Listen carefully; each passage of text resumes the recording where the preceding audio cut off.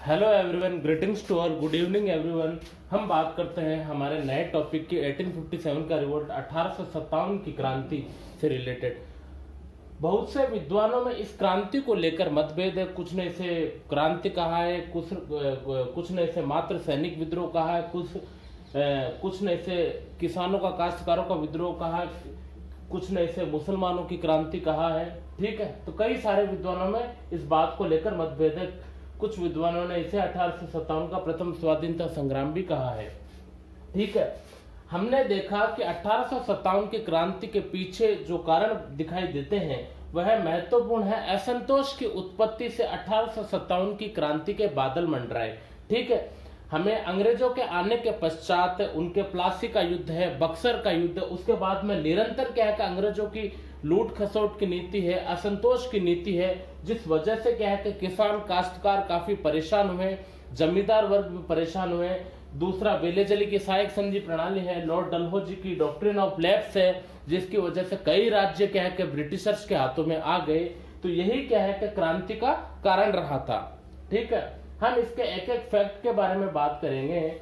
असंतोष की उत्पत्ति कैसे उत्पन्न होती, हम कब परेशान होते हैं। ठीक है, जब परेशानियां एक साथ निकलकर बादल मंडरा लेती है। ठीक है, जिस प्रकार अत्यधिक गर्मी पड़ने से हम देखते हैं कि जल वाष्प बनकर, भाप बनकर क्या है कि हवा में उड़ता है, बादल घेरता है और फिर बारिश होती है। उसी प्रकार भी एक नहीं कई सारी असंतोष के तथ्य देखने को मिलते हैं, जिसकी बदौलत हमें यह क्रांति देखने को मिलती है।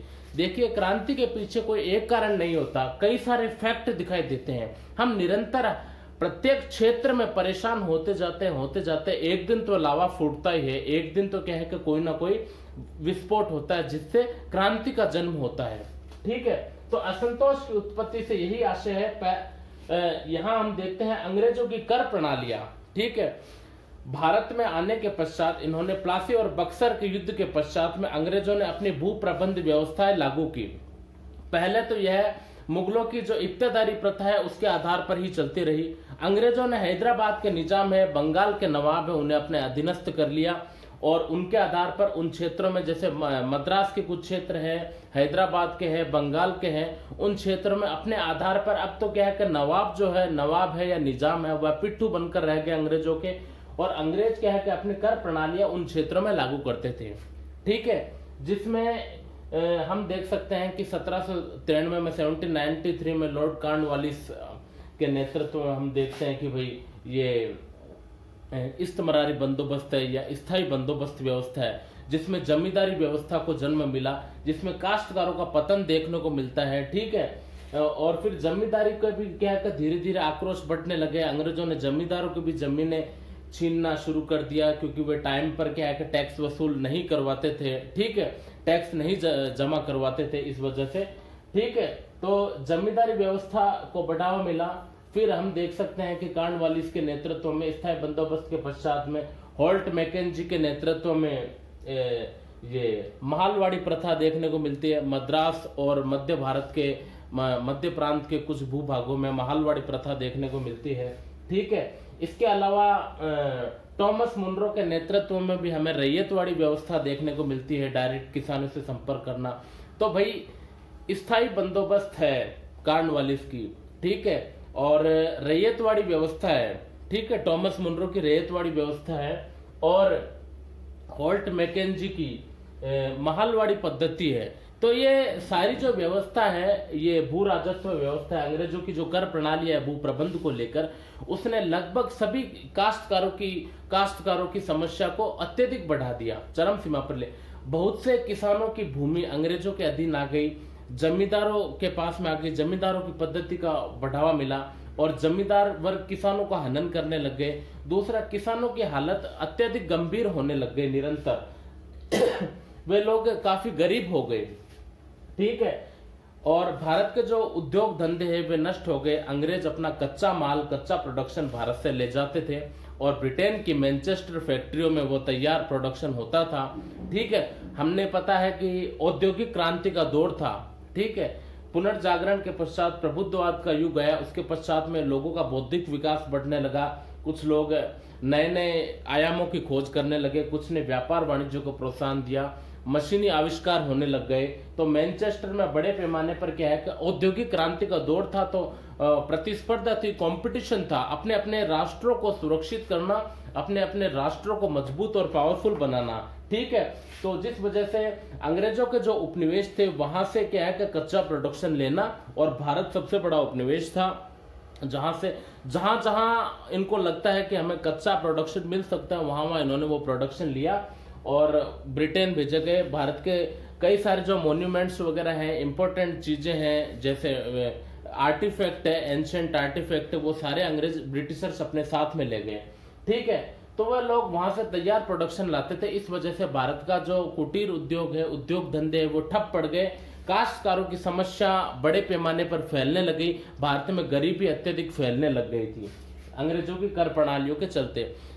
अंग्रेजों ने इसमें अपने ढंग से कुछ रोल नहीं किया था। इनको लगता है कि क्या करना है, हमें तो जितना ज्यादा पैसा संग्रहित कर सकते हैं, जितना ज्यादा धन संचय कर सकते हैं, माल को संचय कर सकते हैं, उतना करो, ये लोग जाए भाड़ में, हमें अपने ब्रिटेन में अच्छे सुंदर शानदार इमारतों में रहना है। ठीक है, तो जमींदारी व्यवस्था एवं किसानों की दुर्दशा फैलने लग गई। दूसरी ओर अंग्रेजों ने पाश्चात्य शिक्षा एवं संस्कृति को बढ़ावा मिला। लॉर्ड मैकाले ने कहा था, हमने पता है, लॉर्ड मैकाले ने कहा कि इस देश के अंदर भारतीय रक्त और रंग से जरूर भारतीय रहेगा, किंतु विचार और हृदय से वह पूर्ण रूप से ब्रिटिश बन जाएगा या पश्चिमी व्यक्ति बन जाएगा। ठीक है, यानी वेस्टर्न कल्चर को प्रोत्साहन देगा। तो वे कंप्लीटली क्या है कि इंडियन कल्चर को नष्ट करना चाहते थे। उनके अकॉर्डिंग भाई जो भारत के जो बुद्धिजीवी वर्ग, थोड़े पढ़े लिखे जानकार वर्ग, खासकर बंबई में, मद्रास, कलकत्ता में, कुछ शहरों के अंदर जो विद्यमान थे, उन्हें क्या है कि पाश्चात्य कल्चर में डाला गया, जो अंग्रेजों पर ही उल्टा भारी हुआ। ठीक है, वे लोग थोड़े बुद्धिजीवी थे। बुद्धिजीवी का मतलब होता है जो मतलब अपनी दृष्टि से देख सके, समझ सके, ठीक है, और व्यवस्थाओं पर नजर रख सके। तो उनको पता था कि अंग्रेज किस प्रकार देश का हनन कर रहे हैं, और उन्होंने ही, बुद्धिजीवी वर्ग ने ही क्या है कि अंग्रेजों पर पलड़ा उल्टा भारी कर दिया। ठीक है, तो पाश्चात्य शिक्षा एवं संस्कृति को बढ़ावा देना चाहते थे अंग्रेज, और ईसाई मिशनरीज क्या है कि अपने उन क्षेत्रों में भेजना चाहते थे। ईसाई मिशनरीज के कारण कई सारे जो देशी रियासतों के शासक है, ब्राह्मण वर्ग है, वो सारे नाराज होने लग गए। ठीक है, ईसाई मिशनरीज के कारण क्या है, और बढ़ते पाश्चात्य संस्कृति के कारण क्या है, शहरों के अंदर ब्राह्मणवाद का प्रसार टूटा, जाति व्यवस्था पर भी क्या है कि आघात लगा। ठीक है, और जिस वजह से ईसाई मिशनरीज का विरोध होने लग गया था। ठीक है, और कलकत्ता, मद्रास एवं बंबई में बुद्धिजीवियों पर पाश्चात्य प्रभाव डालना शुरू किया, जो कि आगे चलकर अंग्रेजों पर ही उल्टा साबित हो जाता है। अंग्रेजों को लगा कि भाई इनके अंदर अपन क्या है ब्रिटिश कल्चर डालेंगे तो इनके माध्यम से अन्य भारतीयों में इसका प्रभाव फैलेगा, किंतु ऐसा नहीं हुआ। ठीक है, प्रभाव डाला। इसके अलावा लॉर्ड वेलेस्ली की सहायक संधि प्रणाली है, जिसमें देशी रियासतों को गुलाम बना लेना, वहां पे ब्रिटिश रेजिमेंट नियुक्त कर देना। अब वे न तो कोई संधि कर सकते हैं, न किसी के साथ में युद्ध कर सकते, वे लोग अब ब्रिटिशर्स के या कंपनी के पिट्ठू बनकर रह गए, जिस वजह से भी रियासतों में भी विद्रोह था। ठीक है, और इसके अलावा लॉर्ड डलहौजी का डॉक्ट्रिन ऑफ व्यक्तिगत का सिद्धांत है। ठीक है, गोद निषेध प्रणाली है, या हड़पने की नीति है, राज्य हड़पने की नीति है, जो कि लॉर्ड डलहौजी की रही थी। ठीक है, लॉर्ड डलहौजी ने इसका बहाना लेते हुए सतारा, नागपुर, झांसी, अवध कई का विलय कर दिया। बेचारे ने अवध पे तो बहुत ज्यादा भारी मार पड़ी। 1856 में अवध क्षेत्र पर कुशासन का आरोप लगाकर नवाब वाजिद अली शाह को तो अवदस्त कर दिया।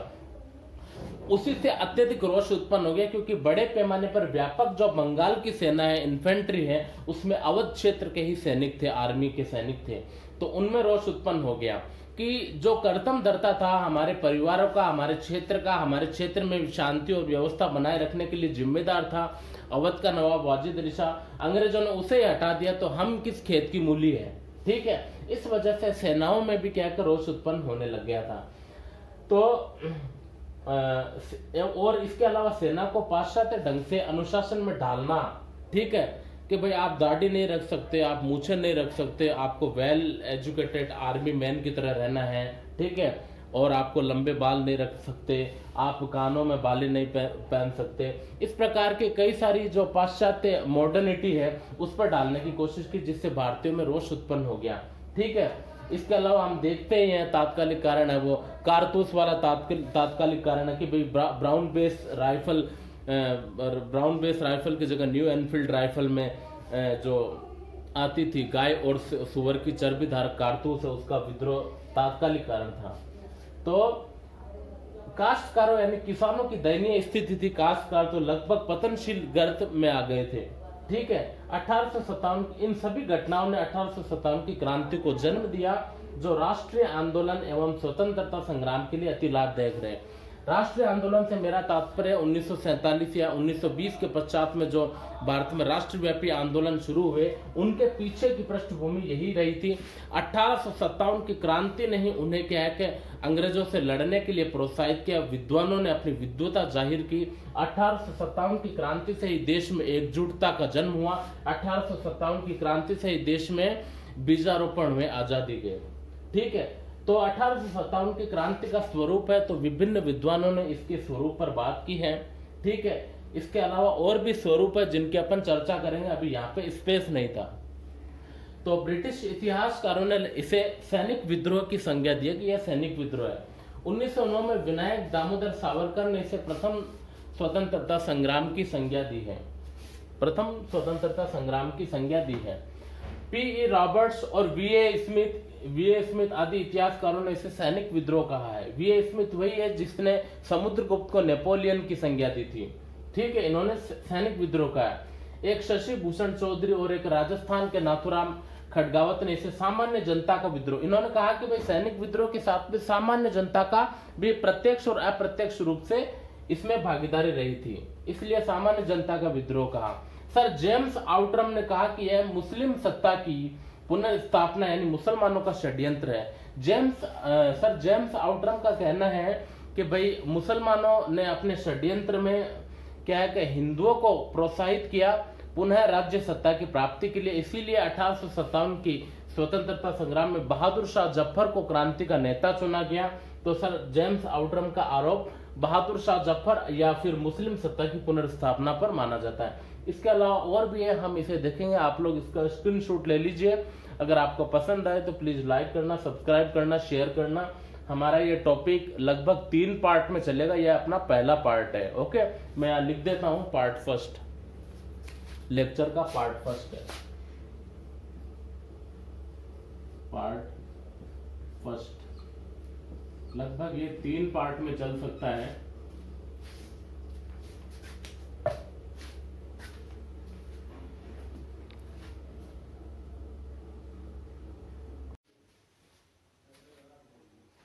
तो गाइस हम आगे बात करते हैं क्रांति के स्वरूप में ही, जो अपन ने अधूरा छोड़ा था कंप्लीट करते हैं।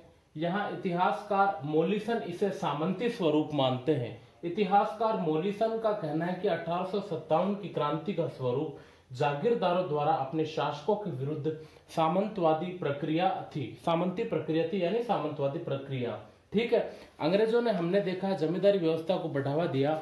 ठीक है, स्थायी बंदोबस्त के तहत लॉर्ड कॉर्नवालिस का यह कदम रहा था। तो इसके अनुसार जो शासक के अधीन जो क्षेत्र आते थे, गांव आते थे, वहां जमींदारों का दबदबा कायम हो गया, जिससे सामंतवादी प्रतिक्रिया को बढ़ावा मिला। ठीक है, दूसरा था पट्टाभी सितार मैया ने कहा यह भारत का प्रथम स्वतंत्रता संग्राम है। अशोक मेहता ने अपनी पुस्तक द ग्रेट रिवोल्ट ऑफ 1857 में द ग्रेट रिवोल्ट में कहा कि यह एक राष्ट्रीय विद्रोह था। यह एक राष्ट्रीय विद्रोह था।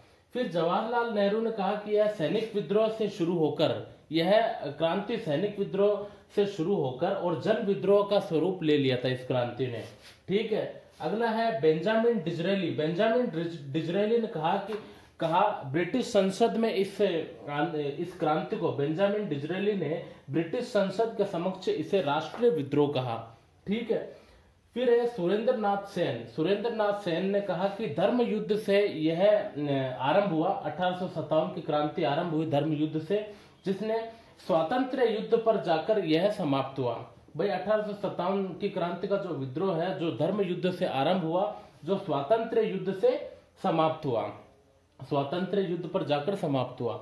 धर्म युद्ध से आशय जब ब्रिटिश मिशनरीज वगैरह भेज रहे थे और अंग्रेजों ने पाश्चात्य संस्कृति को बढ़ावा दिया, जिससे रूढ़िवादी तबके या भारतीय धर्मनिष्ठ तबके उससे नाराज हो गए, जिससे इनका मानना है कि धर्म युद्ध से आरंभ होकर जो स्वतंत्र युद्ध के विद्रोह पर जाकर समाप्त हुआ। इस प्रकार 1857 की क्रांति का स्वरूप है।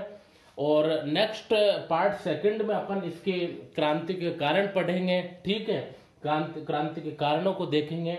अगर आपको पसंद आता है तो प्लीज लाइक करना, शेयर करना, सब्सक्राइब करना। थैंक यू वेरी मच, ठीक है। तो आप इसका स्क्रीनशॉट ले लीजिए और कल अपन इसकी क्रांति के जो कारण है, ठीक है, उसकी बात करेंगे, उनकी समीक्षा करेंगे।